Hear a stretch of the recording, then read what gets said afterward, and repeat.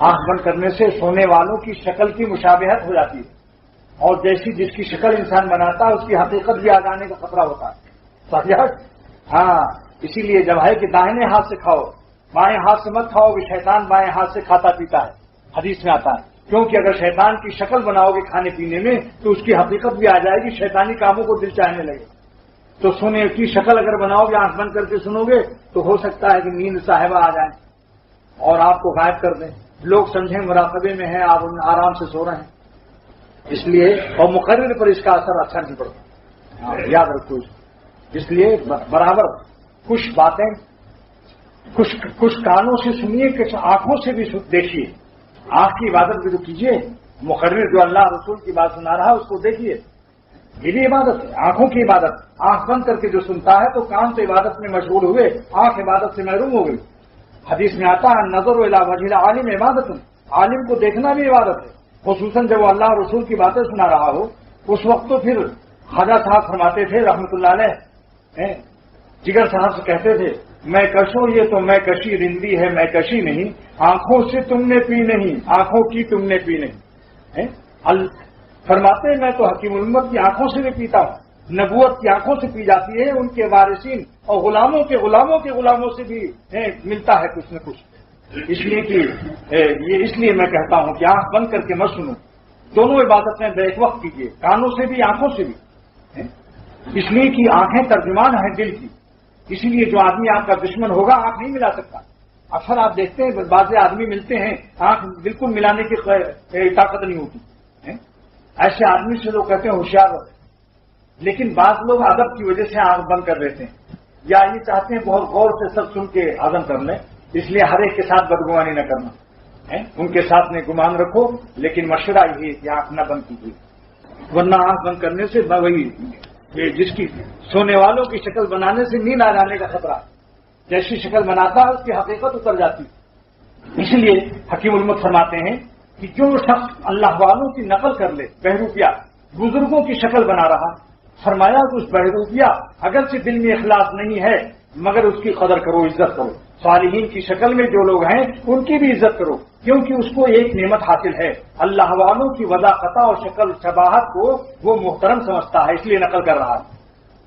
بہروپیہ جو بنا ہوا ہے، روپ جو بنا رہا ہے، روپ مانے شکل ہے، شکل جو بنا رہا ہے صالحین کی لمبا کرتا تسبیح، اور چاہے اس کے دل میں کچھ محبت نہ ہو اللہ کی اور اللہ والوں، لیکن اس شکل کا بھی احترام کرنے کو بزرگوں نے فرمایا، کیونکہ اللہ والوں کی شکل اور شباہت کا اس کے قلب میں اگر احترام نہ ہوتا تو نقل نہ کرتا.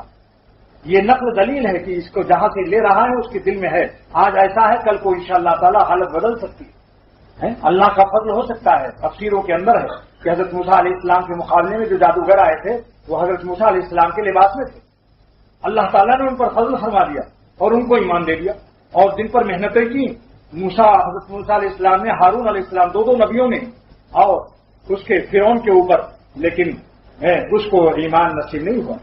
سوال ہوا، مفسرین نے لکھا ہے کہ حضرت موسیٰ علیہ السلام نے سوال کیا کہ ہم نے محنت کی فرعون پر، دو نبیوں نے، لیکن آپ نے ان کو ایمان نہیں عطا فرمایا، اور آپ نے ان کو ایمان دیا جو میرے مقابلے میں آئے تھے جن پر ہم نے کوئی محنت نہیں کی. آسمان سے وہی نازل ہوئی، اے موسیٰ تمہاری شکل میں وہ لوگ بڑی بڑی داڑھی رکھ کر اور تمہارے وضع خطا اور تمہارے لباس میں تھے، اس لیے میری رحمت کو غیرت آئی کہ میں اپنے نبیوں اور پیاروں کی شکل والوں کو ایمان نہ دوں. یہ دیکھا عالمگیر رحمۃ اللہ علیہ کی کو ایک بہروپیہ دھوکہ دیا کرتا تھا. دہلی میں کئی روپ بنایا اور انہوں نے پہچان لیا. حیدرآباد دکن جب فتح کرنے گئے وہاں جنگل میں بیٹھ گیا اور فقیر کی لباس میں اللہ والا بن کر تسبیح پڑھنے لگا. عالمگیر حاضر ہوئے، بزرگ سمجھ کر حاضری دی اور اس نے 1000 اشرفیاں پیش کی. انہوں نے پیر سے مار دیا. تم بزرگوں کو فقیروں کو آزماتے ہو، جیسے تم دنیا کے کتے ہو مجھے بھی سمجھتے ہو، لے جاؤ اپنا یہ ہدیہ ہو دیا. 1000 اشرفی پر لات مار دی. بہروپیہ تھا وہ اللہ والا نہیں تھا، نقل بنائے ہوئے تھا. بعد میں جب دھوکہ کھا گئے اور واپس ہونے لگے تب اس نے شکل بدل کے آیا اور کہا السلام علیکم، دہلی میں کئی روپ بنایا، پہچان لیا، آج دھوکہ دیا آپ کو. کہیے آپ نے پہچانا کہ نہیں پہچانا؟ آج میں دھوکہ کھا گیا، مگر میں اللہ کے نام پر دھوکہ کھایا. آج میں نے اللہ والوں کی تم شکل میں تھے، میں اللہ تعالیٰ کی محبت میں آج دھوکہ کھا گیا. کہ ممکن ہے کہ یہ واقعی ہو اللہ والا. لہذا عالمگیر نے 100 روپیہ ہدیہ دیا، 100 اشرفی. اس نے کہا جزاک اللہ. عالمگیر رحمۃ اللہ علیہ نے فرمایا کہ میاں جب میں نے 1000 اشرفی دی تھی تم کو اور دھوکہ بھی کھا چکا تھا، کیوں نہیں لے لیا؟ کیوں مجھے اپنی بہروپیہ پن سے آگاہ کیا؟ اس نے جواب دیا کہ میں اللہ والوں کے لباس میں تھا، میں اللہ والوں کا جو پاٹ کر رہا تھا وہ اللہ والوں کی توہین ہو جاتی ہے، اس پاٹ کا حق ادا نہ ہوتا، اللہ والوں کے پاٹ کا حق ادا نہ ہوتا اگر میں لے لیتا، اس لیے میں نے اللہ والوں کو رسوا کرنا مناسب نہیں سمجھا۔ یہ 900 اشرفیوں کا نقصان کیا ہے۔ عالمگیر بہت خوش ہوا، اس نے کہا چلو دہلی کے شاہی قلعے میں چلو، میں تمہیں ساری زندگی کا ذمہ لیتا ہوں، شاہی خزانہ اور شاہی وظیفہ تمہاری کفالت کرے گا۔ اس نے کہا حضور میں اب نہیں جاؤں گا، اس لیے کہ میں نے جن لوگوں کی نقل بنائی تھی اس کی حقیقت خدا نے عطا کر دی، اب میرا وہی مسلح، میرا وہی جنگل، میری وہی تصویر رہے گی اور میں رہوں گا، بس میرا کام بن گیا۔ ہم نے جن کی شکل بنائی اللہ تعالیٰ کو جن کی شکل بنائی تھی وہ حقیقت خدا نے دے دی، یعنی اللہ والا ہی بنا دیا۔ اللہ والوں کی شکل بناتے بناتے ہمیں اللہ تعالیٰ نے اللہ والا بنا دیا۔ اسی لیے خواجہ صاحب فرمایا کرتے تھے اللہ والوں کی شکل بنانے کو نعمت سمجھو، نعمت، یہ نہ سمجھو کہ ابھی دل نہیں بنا ہے، ابھی جب تک دل نہ بنے تو جسم ظاہر مولانا بننے سے کیا فائدہ؟ یہ شیطان کا بہت بڑا دھوکہ ہے۔ ظاہر بھی اللہ والوں کا بنائیے، اس لیے کہ ظاہر کی برکت سے پھر باطن عطا ہوتا ہے۔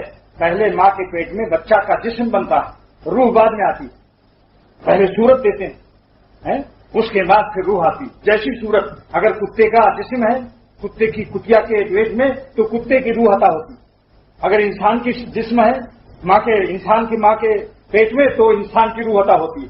تو جیسی شکل اللہ دیتا ہے ویسی روح دیتا ہے۔